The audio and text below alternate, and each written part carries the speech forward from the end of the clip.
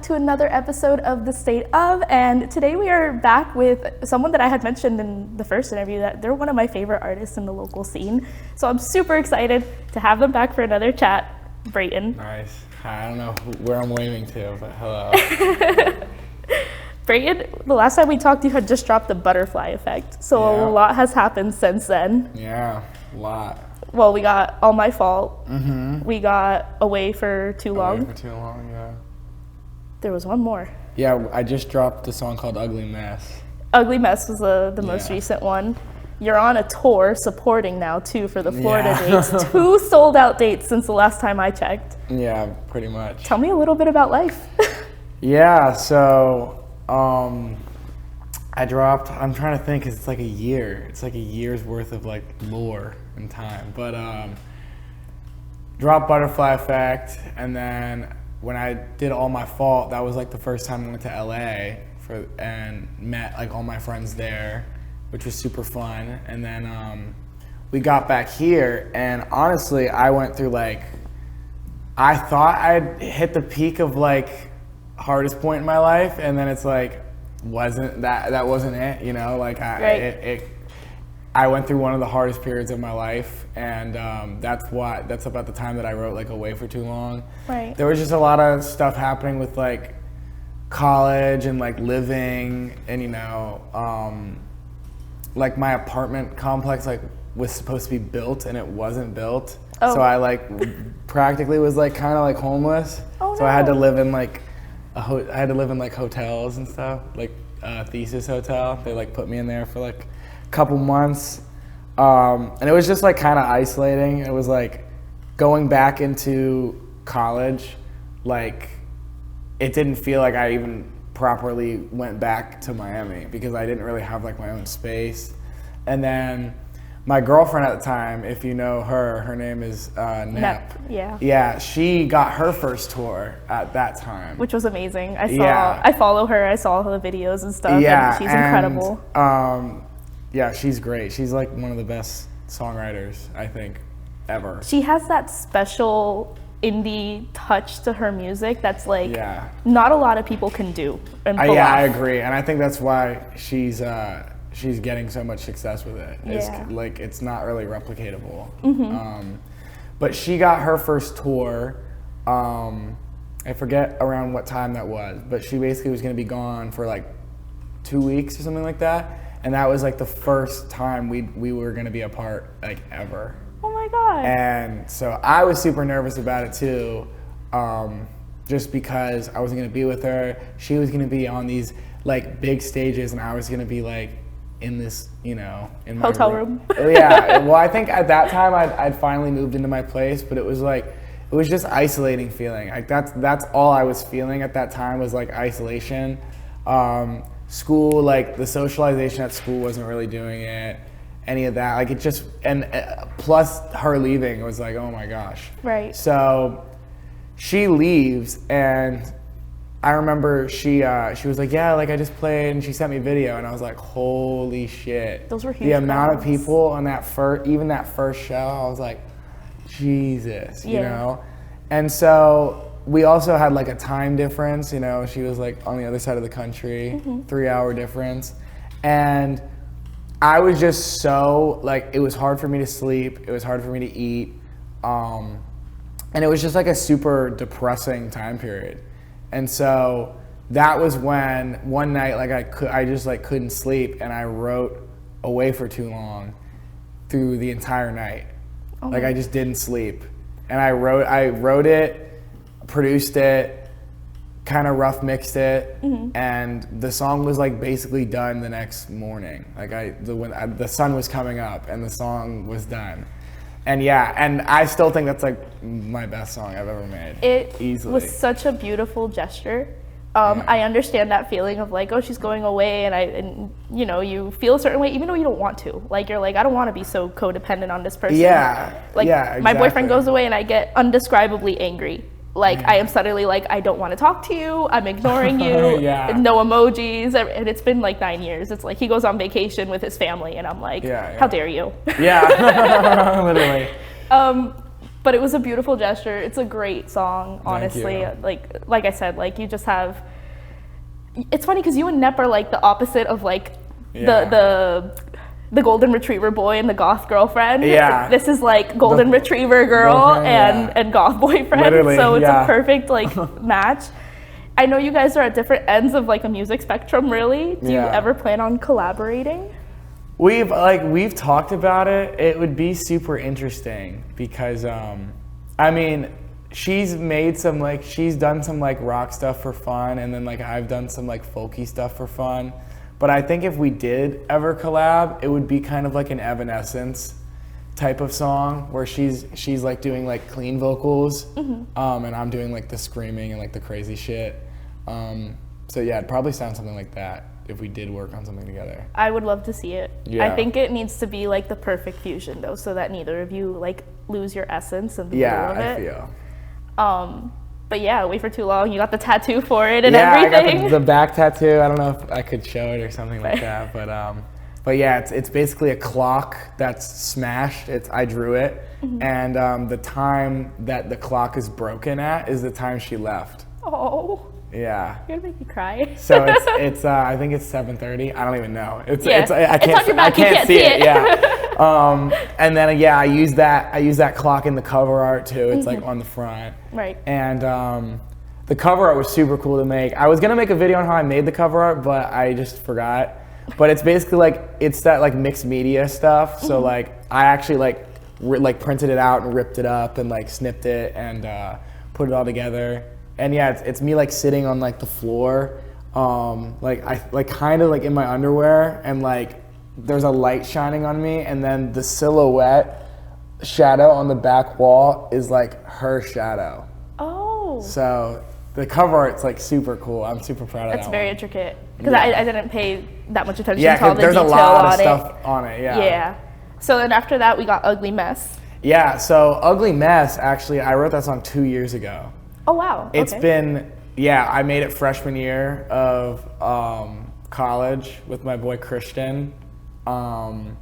He's the bass player in Further Within. I was about to say, we know Christian. Yeah, Christian's cool. I was just with him yesterday.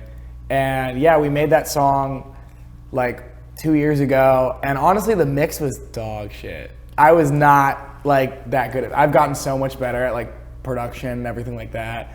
And I'm really glad I didn't drop it 2 years ago, because it wouldn't have had the justice of what it is now. And so it's gone through like so many iterations and so many mixes and so many versions. And we've played it live a bunch, and every time we play it live, people are like, what was that one song that you played? And so I was like, fuck, like I know I have to drop this song. Right. And I just like, as we played it live, and like I've played with different musicians, like doing the song, and they all add their own thing to it live. I kind of like took all that and like actually put that into the song. So there's a lot of stuff that like wasn't originally in the song. Like none of the screaming was in the song. I didn't used to scream like at all freshman year. I didn't know how to. Right. But yeah, now it's like that's the version that's probably the best with that song. And I think it's a good example of just letting a project grow on its own and coming around back to it, not a week later, but like with some time to actually let it go to its full potential. Yeah, definitely. You have a very strong brand image as an artist, like when you are dropping something. I remember because when I first told you, I was like, I love this song. You're like, this is more of what I want to be like in the future now.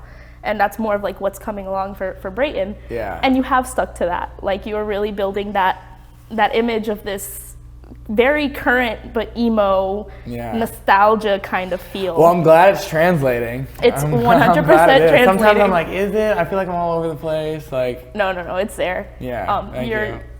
This tour that you are supporting, I forgot the artist's name already. Yeah, Violent Vira. Violent Vira. Crazy. Okay. Cannot believe it. Insane. Yeah. 2 sold out shows already. What can we expect from Brayton supporting these acts? So, at first, it was just gonna be like a local supporting act for Florida, and then it was like, well, let's do all the Florida dates. So then it was like, then we got that, and then it was like, well, would you be willing to go to Georgia? So I was like, okay, yeah. So then we got the Georgia date and all the Florida dates, and the lineup is me, Max Diaz, Alexis Monroe, and Violent Vira.